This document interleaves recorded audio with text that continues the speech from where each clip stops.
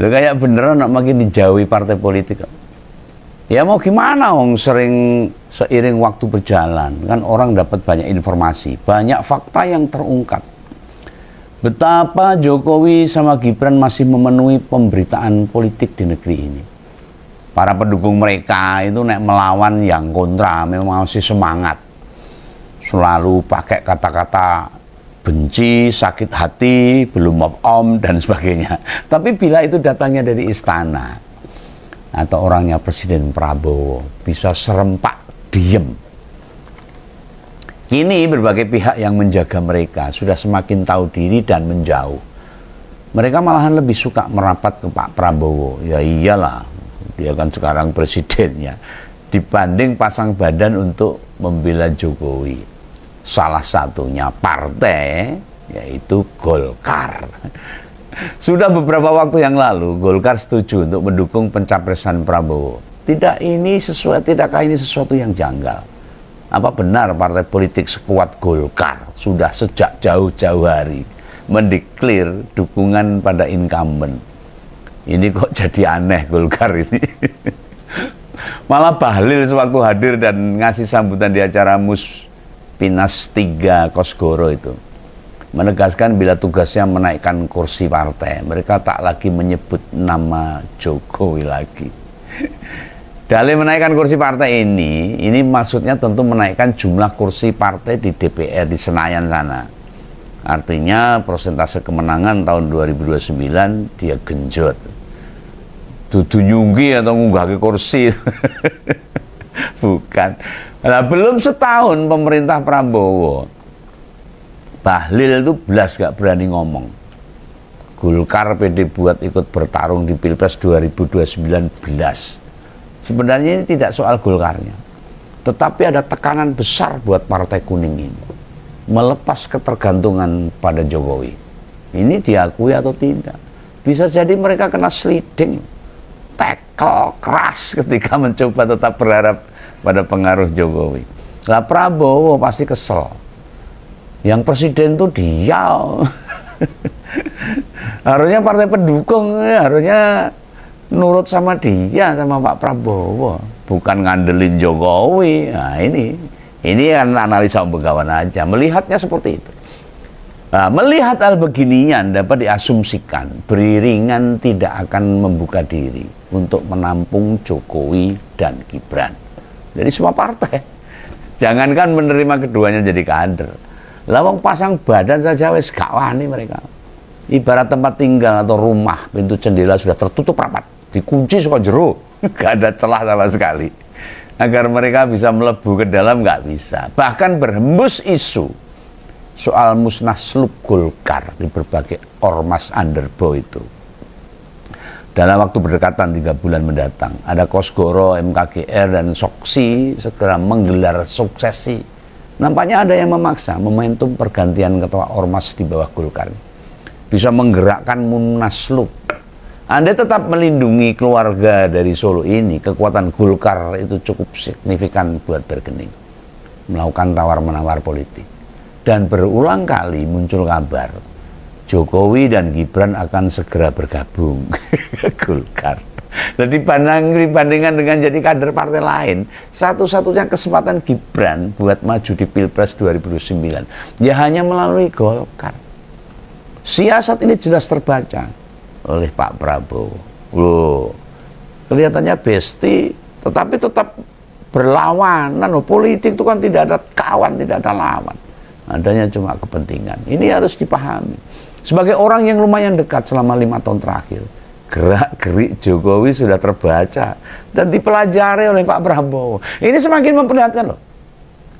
Saat dulu keduanya bertarung, Prabowo selalu kalah di ajang Pilpres ketika Jokowi masih di backup sama PDIP. Nah, untuk mengalahkan musuh abadinya ini, dia harus jadi muridnya, berguru bagaimana permainan politik Jokowi. Usai memenangkan Pilpres, Prabowo terlihat tetap belum bisa berkuasa penuh, bahkan sampai setengah tahun pemerintahan. Kita bisa melihat ada banyak hal yang belum dalam kendali penuh Prabowo saat ini. Peristiwa mau dipindahkannya putra Tri Sutresno jadi salah satu sinyal. Ada kekuatan di luar perintah presiden yang mau ngobok-obok. Bagi yang mencermati ini, memperlihatkan atau memperhatikan, mengikuti kiprah Jokowi sejak dari wali kota di Solo sana, Jokowi ini salah satu politisi ulu yang pernah ada di negara ini. Meski bukan berlatar belakang orang partai, tidak menjadi bagian Orde Baru, Jokowi juga bukan salah satu konglomerat besar. Nyatanya perjalanan politiknya memang kudu diakui, paling moncer. Hanya Jokowi yang butuh menapaki jalan 9 tahun untuk jadi presiden. Jangan lupa, kendaraan yang ditumpangi adalah PDI Perjuangan. Tahun 2005 mulai menjabat wali kota Solo. 2012 sudah gubernur DKI dan 2014 terpilih presiden ke-7. Perjalanan politik itu membuat Prabowo tidak boleh gegabah. Harus detail.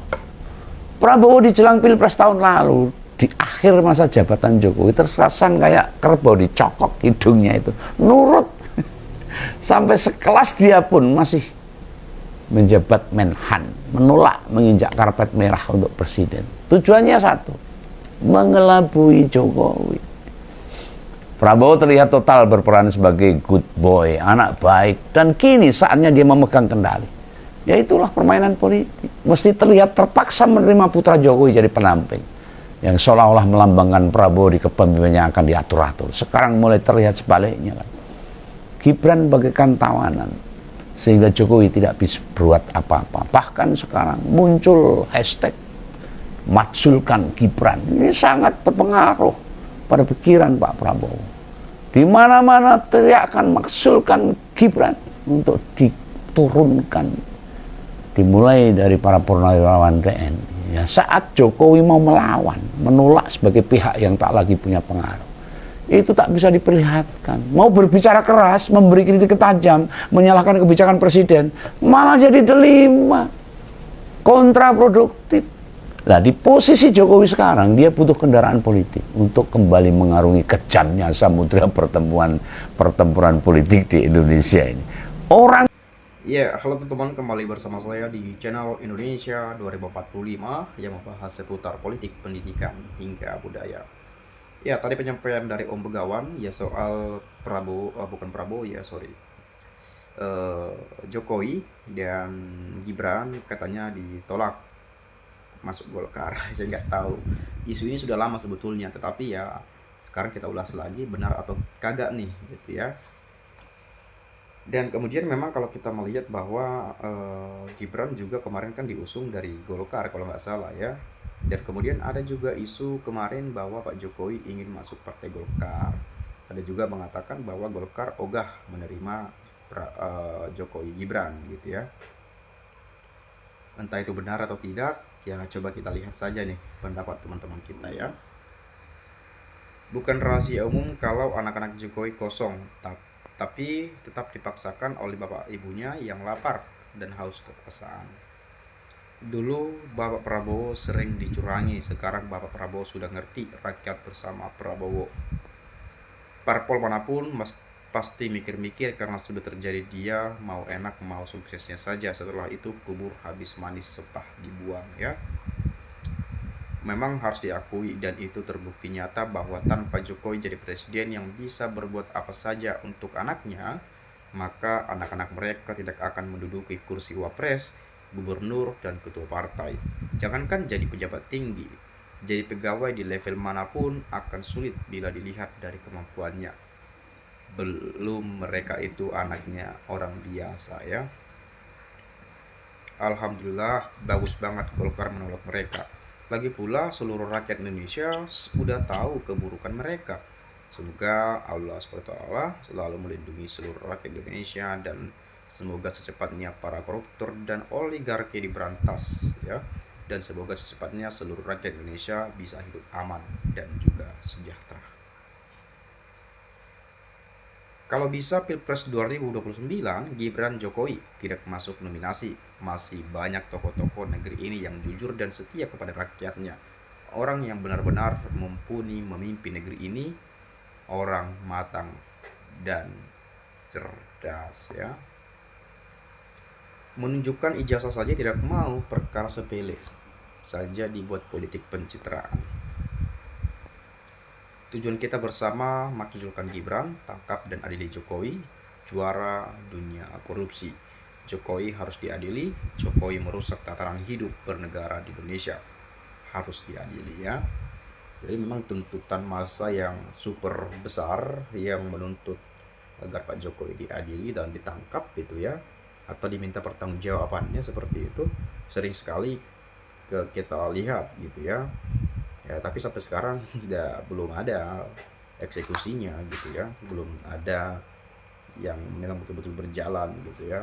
Kita nggak tahu lembaga di negeri ini menganggapnya itu hal sepele, menganggapnya itu tidak serius, atau tidak mendengarkan sama sekali tuntutan itu ya.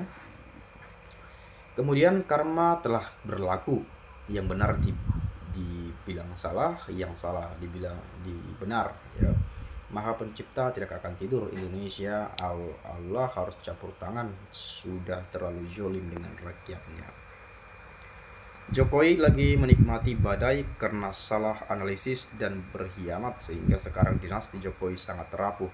Tidak ada yang mau membeli dan melindunginya.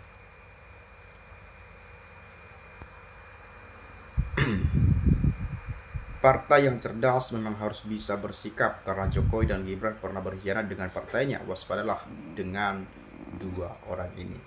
Nah, bagaimana memang track record rekam jejaknya Pak Jokowi, Gibran, dan bahkan Bobi, ya keluarganya lah gitu ya, termasuk Bobi, Gibran, dan Jokowi kan itu kan satu keluarga gitu ya. Bagaimana mereka berkhianat kepada PD Perjuangan? Ya itu memang disebut berkhianat katanya gitu ya, tetapi meskipun ya mereka punya hak juga untuk menentukan arah politiknya seperti apa gitu ya. Ya tapi bagaimanapun ya, partai yang telah membesarkan nama mereka bahkan bertiga gitu ya, dan bertiga tetapi efeknya juga kemana-mana. Keluarganya yang mungkin tidak jadi anggota partai bisa dapat jabatan, bisa dapat posisi yang bagus di perusahaan atau apapun itu, akan itu berkat dari PD Perjuangan juga sebetulnya. Tetapi ya itu tadi, banyak mengatakan habis habis manis sepah dibuang, kurang lebih seperti itu ya, atau bagikan kacang lupa kulit dan lain sebagainya, kan itu sering sekali kita dengarkan tuh. Dan kurang apa lagi, kebaikan PD Perjuangan, diminta rekomendasi ya diberikan rekomendasi gitu ya. Sejak wali kota ya, gubernur, bahkan presiden 2 periode, bahkan menantu, bahkan anaknya dari PD Perjuangan. Tetapi ya bagaimana balasan keluarga ini kepada PD Perjuangan gitu ya. Dan saya rasa partai-partai politik yang lain kalau melihat posisi ini ya mungkin ya mikir-mikir juga kalau mau menerima mereka jadi anggota partai, ataupun mungkin ada posisinya di partai dan lain sebagainya. Sedangkan PD Perjuangan, partai sebesar itu, partai sebagus itu, malah dibuat seperti itu. Ya kan orang mikir-mikir juga tuh, karena ada rekam jejaknya yang sudah pernah dilakukan hal yang seperti itu. Barangkali ketika masuk partai baru, siapa tahu juga melakukan hal yang sama, kan kita nggak tahu juga tuh ya. Tapi kalau nggak salah ada tuh katanya kemarin itu mau mau buat partai politik ya, kalau nggak salah tuh Pak Jokowinya, support TBK.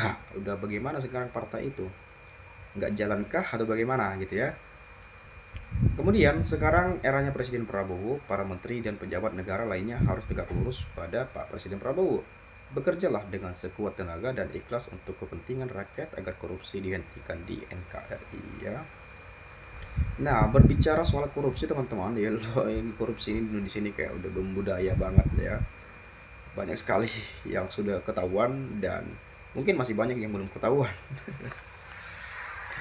Aduh, Indonesia, kenapa banyak sekali para koruptor di negeri ini ya? Padahal kita kaya banget loh ya. Tapi nggak maju-maju Indonesianya, malah makin mundur. Aduh, miris rasanya ya, melihat kekayaan alam luar biasa tidak dikelola dengan baik. Dikelola pun ada aja yang korupsi, ada aja yang mafia. Kacau balau ya. Kemudian Gibran saat ini alam pikirannya tidak selaras dengan alam pikiran politisi ulung yang layak jadi wapres.